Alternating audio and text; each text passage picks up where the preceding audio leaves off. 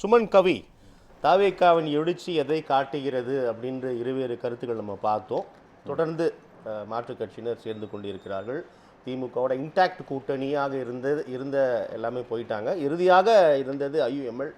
அவங்களும் தற்போதைய கூட்டணி இயலாத நிலை அப்படின்லாம் நிறையா வார்த்தைகளை பகிர்ந்து கொண்டார் அதன் தலைவர் காதர் மொய்தீன். எப்படி பார்க்குறீங்க சுமன் கவி?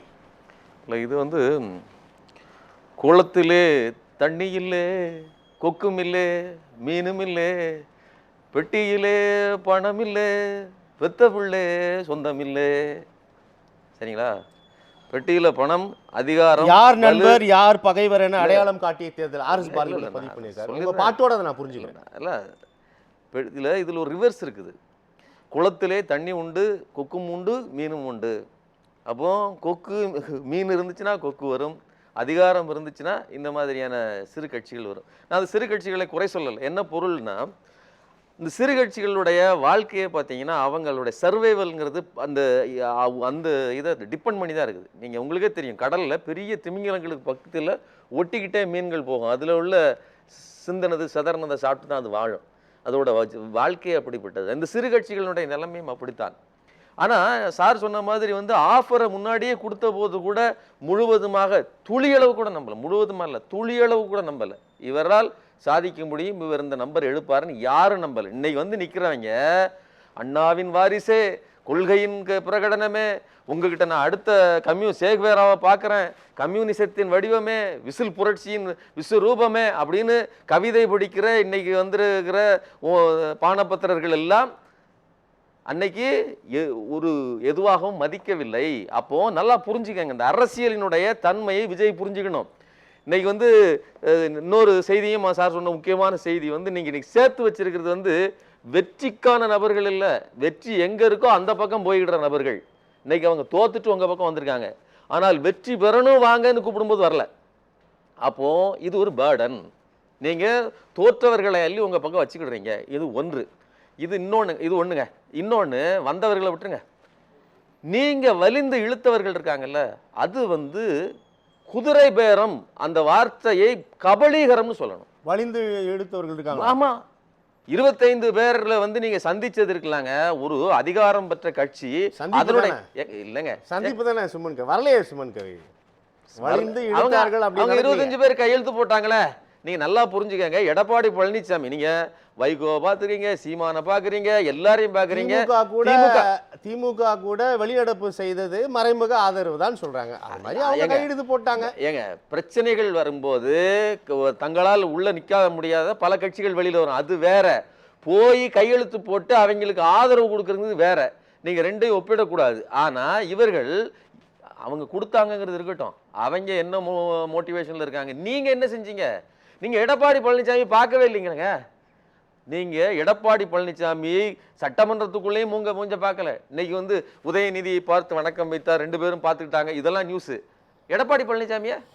அப்போ எந்த அளவிற்கு அந்த கட்சி அழிக்கப்பட வேண்டிய கட்சி, அதை கட்டங்கட்சி ஆச்சு, அதை முடிக்கணும்னு சொல்லி திட்டம் போட்டு வேலை செய்றீங்க. நான் ஏற்கனவே இந்த இடத்துல சொன்னதுதான், இந்த கோயில் காளை படத்துல இளநீ இழுத்த மாதிரி தான் இழுத்திருக்கீங்க. நீங்க தூய சக்தியா? இந்த கேள்வி கேட்போம். நீ தூய சக்தியா? நானே ஒரு பாட்டு எழுதினேன். ஊழல் கட்சின்னு பேசுன மற்றும் சிலர்னு சொன்னா அல்லது எல்லாத்தையும் மாத்திட்டு இன்னைக்கு எல்லாத்தையும் அவங்க பக்கம் இழுத்து வச்சுக்கிட்டீங்களா? நீங்க என்ன சொன்னதீங்க? தீய சக்திங்கிற வார்த்தையை தான் தலைவர் சொன்னாப்புல. இது தீய சக்தின்னு, அது ஊழல் சக்தின்னு யாரை சொன்னீங்க? மற்றும் பிறர்னு சொன்னீங்க. நான் என்ன கேட்கிறேன், ஒருத்தர் ரொம்ப பலவீனமா சாக கிடக்குறாரு, அவர்கிட்ட இருந்து 1 லிட்டர் ரத்தத்தை உரியுறீங்கன்னா நீங்க எவ்வளவு பலவீனமா இருக்கிறீங்க? புரியுதா உங்களுக்கு? நீங்க அது மற்றும் பிற கட்சி ஆகி போச்சு, அது தகுதியற்ற கட்சி ஆகி போயிடுச்சுன்னு சொன்னதுக்கு அப்புறம் சர்வைவல் ஆஃப் ஃபிட்னஸ். இது இது எவ்வளவு பெரிய, நான் என்ன சொல்றேன், இதுக்கு பேர் தான் சந்தர்ப்பவாதம், இதற்கு பேர் தான் கபலீகரம், இதற்கு பேர் தான் குதிரை பேரம். இந்த குதிரை பேரத்தை எந்த கட்சியும் இவ்வளவு மோசமா நடத்தல. நான் என்ன சொல்றேன், நான் இதற்கு முன்னாடியே சொன்னேன், ஜெயலலிதா அவர்கள் ரொம்ப போல்டானவங்க, பல விஷயங்களை செஞ்சாங்க. ஆனால் 2013 விஜயகாந்த் கட்சியோடு முரண்பாடு வரும்போது 2012-13 தன் கட்சிக்கு வர இருந்த 8 எம்எல்ஏக்களை வெளியில தான் வச்சிருந்தாங்க. 2016 தான் சேர்த்துக்கிட்டு கட்சியில சேர்த்துக்கிட்டு அவங்களை இது பண்ணாங்க. மஃபா பாண்டியராஜன், அருண் பாண்டியன் உட்பட. ஸோ இது இப்படி இருக்கும்போது விஜயும் ஆதவர்ஜுனா, உண்மையை சொல்றதா இன்னைக்கு ஆதவர்ஜுனா தான் பேசுறாரு. இன்னைக்கு மக்கள் ஒரு கேள்வி கேட்டாங்கன்னா பதில் யார் சொல்லணும்? வாயை திறங்க சிஎம் சார், வாயை திறங்க அப்படின்னு மக்களோ அல்லது எதிர்கட்சிகளோ பேசுது இல்ல, யார் திறக்கணும்? உங்ககிட்ட சொல்றேன், வாயை திறங்க சார், நான் உங்ககிட்ட சொல்றேன். பக்கத்துல இருக்கிற ரீகன் வந்து இல்லைங்க அப்படின்னு ஒரு விளக்கம் சொல்றாருன்னா அப்ப இங்க யாரு பதில் சொல்லுகிற நபர், யாரு ரெஸ்பான்சிபிலிட்டியான நபர் அப்படின்னு கேள்வி இருக்கு இல்லையா? இன்னொன்னு, உங்களுக்கு பேச தெரியாதுங்கிற ஒரு கடந்த கேள்வி கால வருதுல்ல? சட்டமன்ற அமர்வுகளில் இல்ல, இல்ல. சுமன் கவி இல்ல, இல்ல. முதலமைச்சரை நான் நோக்கி சொல்லிடுறேன். கேள்வி எழுப்பிய நான் போது- சொல்லி ஒரு நிமிஷம், இல்ல, இல்ல, ஒரு சொல்லி நிமிஷம். முடிச்சிடுறேன் சார். புரியுது, சப்ஜெக்ட் நான் புரிஞ்சுக்கிறேன். இல்ல, இல்ல, சப்ஜெக்ட் புரியல. இல்ல சுமன் கவி, ஒரு சொல்லி சின்ன முடிச்சிடுறேன். ஒரு சின்ன நான் குறுக்கீடு. நான் இல்ல, நீங்க சொல்ல தொடர்ந்து வரேன், பேசுங்க, முடிச்சிடுறேன். அது இல்ல. பேசுங்க. சரி, கடந்த கால சட்டமன்றங்களில் இதே முதலமைச்சர் அவையில் முதலமைச்சர் நோக்கி கேள்வி எழுப்பிய போது அந்த அருகில் இருக்கக்கூடிய மூத்த அமைச்சர்கள் பதில் சொன்ன நிகழ்வுகள் நடந்தது உண்டு தானே? அது அதாவது ஒரு கேள்விக்கு சொல்றேன். அத மாதிரி அதை எடுத்துக்க கூடாதான்னு கேக்குறேன். சப்போர்ட்டிவா பதில் சொல்றது, எக்ஸ்ட்ரா பாயிண்ட்ஸ் எடுத்து கொடுக்கிறது, இது எல்லா இடத்துலயும் நடக்கும். ஆனா பத்திரிகைக்காரங்களை சந்திக்கிறது கிடையாது, யாரையும் பதில் சொல்றது கிடையாது, யார் கேட்டாலும் எந்த ரெஸ்பான்சிபிலிட்டியும் கிடையாது. அங்க நிறைய பேர் செத்து போவாங்க. 200க்கும் மேற்பட்ட குற்றங்கள் நடந்திருக்குன்னு நயினார் நாகேந்திரன் சொல்ல, 207 குற்றங்கள் இது ஒரு 35 நாளைக்குள்ள நடந்து போயிருக்குது. இதை பற்றி ஒரு பதில் கூட சொல்லல. ஆனால் நடிகைகளோடு சந்திக்கிறீங்க, அதுல ரொம்ப ஃப்ரீயா இருக்கிறீங்க. அப்போ பதிலை யாரிடம் பேசுகிறீர்கள் அப்படிங்கிற கேள்வி இருக்குல்ல, அப்ப எங்கள்கிட்ட பேசுங்க, பி எ ரெஸ்பான்சிபிள் பர்சன்ங்கிற கேள்வியை கேட்கும்போது அதுக்கு ஒருத்தர் பதில் சொல்றாரு, இப்படி நாங்கள் பேசித்தான் நீங்கள் வந்து குளத்தூர்ல இடத்த எழுந்தீங்க, இது இருக்கு, இதுக்கு பதிலா ஒன்று. இன்னொன்னு, அவர்கிட்ட கேள்வி கேட்டா நீங்க பதில் சொல்றீங்கன்னா நீங்க யார்?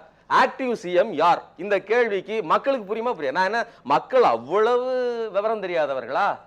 இது பொம்மைனும் இது உண்மைன்னு அவங்களுக்கு தெரியாதா? எது பேசுகிறது, எது கீ கொடுத்தா பேசுன்னு தெரியலையா? பேப்பர் இல்லைன்னா பேச முடியாதுங்கிற நிலைமையில ஒருத்தர் இருக்கிறாரு, அதை மக்களால் புரிஞ்சுக்கிட முடியாதா? சுமன், இவை எல்லாவற்றுக்கும் பிறகுதான் ஒவ்வொரு நாளும் மாற்று கட்சியினர், திரைப்பட பிரபலங்கள் உட்பட எல்லாமே அலை அலையாய் தாவேக்காவை நோக்கி கதவை திறப்பதற்கு முன்னால் உள்ளே ஓடுகிறார்கள் நம்ம பார்க்கிறோம். பெட்டியிலே, அதெல்லாம் நீங்க பார்க்கலையா சுமன்? சொல்றேன், பெட்டியிலே பணம் இல்லை, பெத்த பிள்ளை சொந்தம் இல்லை. இது ஒரு 40-50 வருஷத்துக்கு முன்னாடி கண்ணதாசன் எழுதின பாட்டு, சரிங்களா? அவர் இப்ப எழுதினாலும் சோபாவில் பணம் இல்லைன்னு வேணா எழுதியிருக்கலாம். இப்போ வந்து பெட்டியில கிடையாதுங்க. இப்ப வேற விதமான வியூகங்கள் எல்லாம் வருது. அப்போ நாம என்ன சொல்றோம்னா, வந்ததுக்கு அப்புறம் கொள்கையாவது, அதாவது இந்த துண்டை போட்டுக்கொண்டே நான் இதில் இருப்பேன். நீங்க கொள்கையை தூக்கி தூர போட்டாச்சு, இந்த துண்டு மட்டும் உங்க இதில் இருந்து என்ன பிரயோஜனம்? நான் என்ன சொல்றேன், இத்தனை ஆண்டு காலம் நாங்களும் செம்புரட்சி, புதிய ஜனநாயக புரட்சி, அதெல்லாம் பெரிய மாற்றம் போல இருக்கு, உலகத்தை மாற்ற போறது அப்படின்னு நினைச்சா இப்படி டான்ஸ் ஆடிட்டு வந்தா போதும். இலங்கையில் உள்ளவங்க, அதாவது இலங்கை தமிழர்கள் ரீல்ஸ் போடுறாங்க, மகனை வந்து நான் வந்து டான்ஸ் ஆட வச்சுட்டு இருக்கிறேன், அவனை கூடிய விரைவில் நான் வந்து முதலமைச்சர் ஆக போறேன்னு சொல்லி ஒருத்தர் பேசிட்டு இருக்காப்ல. அந்த அளவிற்கு கேலிக்குரிய ஒன்றாக தமிழ்நாட்டு நிலைமை வந்து, நான் சொல்லல. இன்னொன்னு, நீங்க அதெல்லாம் விட்டுருங்க. இவர் பவன் கல்யாணம் என்ன சொன்னாரு, நானும் 15 வருஷமா உயிரை கொடுத்துக்கிட்டு இருக்கிறேன், தமிழ்நாட்டு மக்களை மாதிரி ஒருத்தர் இருப்பாங்களா? இப்படி டான்ஸ் ஆடிட்டு வந்து ஒரு நிமிஷம் நின்று போனா போதும், 41 உயிர்கள் செத்தாலும் கூட பரவாயில்ல, அதை ஏன் மேல போட்டீங்கன்னு சொல்லி அதை எதிர்கட்சி மேல திருப்புகிற ஒரு ஆற்றல் படைத்த ஒருவரால் ஈஸியா ஜெயிக்க முடியுங்கிறத இந்த தேர்தல் நிரூபிச்சிருக்குது அப்படின்னு நான் சொல்லல, பவன் கல்யாண் சொல்லியிருக்காரு. மீண்டும் இல்ல இல்ல, ஒரு பக்கத்தை இந்த குற்றச்சாட்டு, எதிர்கட்சிகள் இந்த சார்ஜை வச்சுட்டே இருக்கிறீங்க, ஆனா மற்றொரு பக்கத்தில் அவர் ஒரு இலக்கை நோக்கி சென்று கொண்டே இருக்கிறார். அதுதான் நான் பேச முடியாது, நீங்க என்ன வேணா சொல்லிட்டு போங்க, என் பாதையில் நான் என் பயணத்தை தொடர்கிறேன் அப்படின்னு போயிட்டே இருக்கிறேன். எப்படி பார்க்கிறீங்க? நான் என்ன சொல்றேன், ஒரே நிமிஷம், நேத்து ஜெகநாத் மிஸ்ரா இருக்கார் இல்லையா, கம்பம் தொகுதி எம்எல்ஏ, அவர் வந்து கேரளால போய் அந்த மலையாள டிவியில் ஒன்றுல பேட்டி கொடுத்துருக்கிறாரு. 152 அடிலாம் வந்து உயர்த்தே முடியாதுங்க அப்படின்னு. 2017 தீர்ப்புல, இந்த அதாவது முல்லை பெரியாறு தீர்ப்புல பேபி அணையை வலுப்படுத்தினால் இப்போதைக்கு 142 வரை உயர்த்துங்க, 132 இருந்து 135 இருந்து 42. அதுக்கு பிறகு பேபி அணையை வலுப்படுத்திட்டு 52 வரலும் உயர்த்திக்கங்கன்னு சொல்லியாச்சு. ஆனா இவர் என்ன சொல்றாரு, அதெல்லாம் முடியாதுங்கன்னு பேசியிருக்காரு. நான் என்ன சொல்றேன், அவரை அப்படியே இறங்கி கீழே வர சொல்லுங்க, இந்த விவசாயிகள்கிட்ட கேட்க சொல்லுங்க, இப்ப கேட்க சொல்லுங்க. மாற்றம்னு சொல்லாங்கல்ல, இந்த கேள்விகளை எல்லாம் விஜய்விடம் மக்கள் கேட்பார்கள். இன்னைக்கு கரண்ட் இல்லாதவனும், இன்னைக்கு குழந்தைகள் நித்தம் செத்து போயிட்டு இருக்குல்ல, அந்த குழந்தைகளுடைய தாய்மார்களும் பதில்களை கேட்பாங்க. மாற்றம்னு சொல்லுதில்ல, மிகப்பெரிய ஏமாற்றத்தை சந்திச்சுட்டு இருக்காங்க. மேல நடக்குது, திரையில நடக்குது விளையாட்டு. அதாவது இங்கோடி அங்கோடியும், நான் ஏற்கனவே சொன்ன மாதிரி கயிறு கட்டி சந்தில இருந்து இளநீ இழுப்பது போல் இழுத்து கொண்டிருக்கிறார்கள். அதுல நீங்க ஒரு கேள்வி கேட்டிருந்தீங்க, யாருக்கு லாபம் யாருக்கு நஷ்டம் அப்படின்னு. அவர்கள் ஒரு விஷயத்தை முடிவு பண்ணிட்டாங்க, அதிமுகங்கிற கட்சியை காலி பண்ணுவது அப்படிங்கிறதுல. அதனால திட்டவட்டமாக அதிமுகவை சல்லி சல்லியா உடைக்கிறாங்க. இந்த கூட்டணி கட்சிகள் இருக்குல்ல இன்னைக்கு, அது இங்க போனுச்சுன்னா திரும்பி வந்துடும். ஆனா கட்சிக்குள்ள போயிட்டாங்கல்ல, அவங்க வரமாட்டாங்க. ஒண்ணு. இன்னொன்னு, இந்த கட்சிக்குள்ள இருந்து இழுக்கிறாங்கல்ல, ஒரு 12 பேரை எக்ஸ்ட்ரா இழுத்தாருன்னு வச்சுக்கோங்களேன் விஜய், அதுக்கப்புறம் ஆட்சியில் பங்காவது காட்சியில் பங்காவது எதுவும் கிடையாது, வீட்டுக்கு கிளம்புங்க நீ. அதாவது ஆதரவு தெரிவிச்சுக்கிட்டு இருக்கும் போதே சிபிஐ கிட்ட இருந்தே மகேந்திரனை இழுக்கிறாங்கன்னா எந்த அளவிற்கு எத்திக்ஸோ நியாயமோ தர்மமோ எதுவும் கிடையாம ஈவு இரக்கம் இல்லாமல் ஒரு கூட்டணியிலிருந்து பிரிக்க முடியுங்கிறத நிரூபிச்சுக்கிட்டு இருக்கிறார் இந்த விஜய். அவர் பேசுறது இல்ல விஷயம், அவர் செயல்பாட்டில் செய்கிறது மிகப்பெரிய அராஜகம் நான் சொல்றேன். நம்ம தொடர்ந்து பேசலாம். சுமன் கவி, மக்கள் தீர்ப்பு குறித்து உங்களுடைய பார்வை, கருத்து? இல்ல, இது மாற்று அரசியல், திராவிட எதிர்ப்பு, எழுச்சியே இல்லை, எல்லாம் ஒரு மாதிரி மிக்சடாக தான் கொடுத்துருக்காங்க. இப்போ என்ன பொறுத்தவரையிலும் பார்த்தீங்க அப்படின்னு சொன்னால், இந்த கட்சி தாவல் கட்சி மாறுவதுங்கிறதுல யார் எப்படி போனாலும் பரவாயில்லைங்க, அது ஒவ்வொரு காலகட்டம். நான் தான் முதல்ல சொல்லிட்டேன், ஒரு சிறு கட்சிங்கிறது அதுக்கு 5 வருஷம் வாழணும், சர்வே பண்ணணும். வெற்றி இல்லாமல் வாழ்வதுங்கிறது சாத்தியம் இல்லை. அதனால் அவர்கள் கூட குறைய பேசினாலும் நம்ம அதில் வந்து ஒரு நேரம் ஒரு விமர்சனம் வச்சா கூட 2வது நேரம் இது வேணலாம். ஆனால் இண்டிவிஜுவல்ஸ் போகிறது இருக்கு இல்லையா, அது மிகப்பெரிய சுயநலத்தின் வெளிப்பாடு. அதுலேயும் குறிப்பாக வந்து சிபிஐ மாதிரியான அமைப்பில் நீண்ட காலமாக கொள்கை பேசிட்டு விசில் அடிச்சுக்கிட்டு டான்ஸ் ஆடிக்கிட்டு வர்றவங்கெல்லாம் சொல்லி கடுமையான விமர்சனங்களை வச்சுட்டு இண்டிவிஜுவலாக போகிறது இருக்கு இல்லையா, அதுவும் ஆதரவு கொடுத்துக்கிட்டு இருக்காங்க. நீங்கள் அந்த கட்சியிலேருந்தே உருவுறீங்க. ஏதோ ஒன்று நடக்காமல் எந்த இழுப்புமே இல்லாமல் தானாக கவரப்பட்டு அப்படியே மாறுறதா இருந்தா ஏன் அதுக்கு முன்னாடியே மாறி இருக்கலாம்ல? அப்படி நடக்கல. அரசியலுக்குள்ள அது வராது. அரசியல் அது முன்னாடிலாம் நடந்திருக்கணும். நான் என்ன சொல்றேன், எலெக்ஷனுக்கு முன்னாடி நான் பார்த்த உடனே தெரியுது, ஒரு சேகுவாராவை பார்க்கிறேன், ஒரு காரல் மார்க்ஸின் சின்ன வடிவமே அப்படின்னு போயிருக்கணும். இப்போ பாட்டு பாடிட்டு அதை விட்டுட்டு இப்போ நீங்க வந்து விசில் அடித்த புரட்சி நடந்துருச்சு அப்படின்னு சொல்றதுங்கிறது கம்யூனிச சித்தாந்தத்தில் காரி துப்புகிற வேலை, அசிங்கப்படுத்துகிற வேலை. இது மார்க்ஸையும் அல்லது சேகுவேரா மாதிரியான போராளிகளையும் இழிவுபடுத்துகிற வேலை. இந்த அவரை கடந்து வந்துருங்க. இல்ல, அதுதான் முக்கியம், அதுதான் முக்கியமானது. நான் மற்றதெல்லாம் பேசலைங்க. இன்னைக்கு வந்து தோழர் கூட சொல்றாங்க இல்லையா, அது நார்மலைஸ் பண்றதுக்கு இல்லை. நாளைக்கு அவர்களுக்கு தேவையான மெஜாரிட்டி வந்துருச்சுன்னா முதல்ல எலிமினேட் பண்ணப்படாத இடத்துல நீங்க தான் இருக்கீங்க. இப்ப எங்களுக்கு பிரச்சனை இல்லை, கிடைக்கிற அதாவது அந்த இடத்துல இருக்கும் இல்லையா, அவங்க அதைத்தான் வேலை செஞ்சுட்டு இருக்காங்க. இல்ல, அது துணிஞ்சு சொல்ல முடியாது. இல்ல இல்லைங்க, நீங்க அடுத்து இடைத்தேர்தல் நடக்குது, பார்க்கலாம். இடைத்தேர்தலுக்கு பிறகு பேசலாம். அவரு நன்றி தெரிவிப்பு கூட, உள்ளாட்சி தேர்தலுக்கு பிறகு பேசலாம்.